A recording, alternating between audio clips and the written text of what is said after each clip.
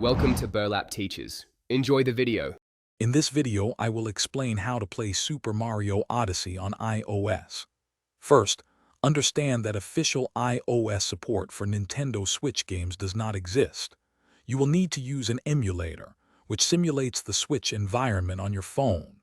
This process involves several steps, including installing specific software and acquiring game files. We will cover everything you need to know to get Mario running on your Apple device, ensuring a smooth gaming experience. Emulation essentially tricks your iOS device into thinking it's a Nintendo Switch. This allows it to run Switch games like Super Mario Odyssey. For the best experience, a newer iPhone or iPad with a robust processor is highly recommended.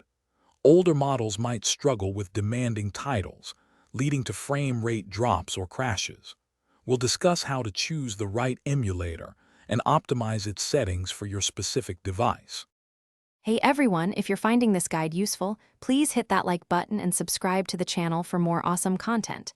And speaking of awesome, is your car smelling a bit less than stellar? Life's too short for a stinky car. Grab a Little Tree's Black Ice Air Freshener. It's a game changer for your daily commute. You can find the link for that and other great deals in the video description below. Now, let's get back to the video. To begin, you'll need to install a Nintendo Switch emulator designed for iOS. There are several options available, often requiring sideloading methods rather than the App Store. It's crucial to use reputable sources to avoid security risks. Many guides exist that detail how to install these emulators without needing to jailbreak your device, which keeps your phone's warranty intact. Always ensure you are downloading from a verified and safe platform. Once your emulator is set up, the next step is to acquire the Super Mario Odyssey game files, commonly known as ROMs. It is important to legally obtain these files from games you already own.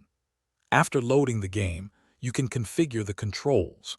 Most emulators offer customizable on-screen touch controls, but for a truly authentic experience, connecting a Bluetooth controller is highly recommended. This provides much better precision and comfort during gameplay.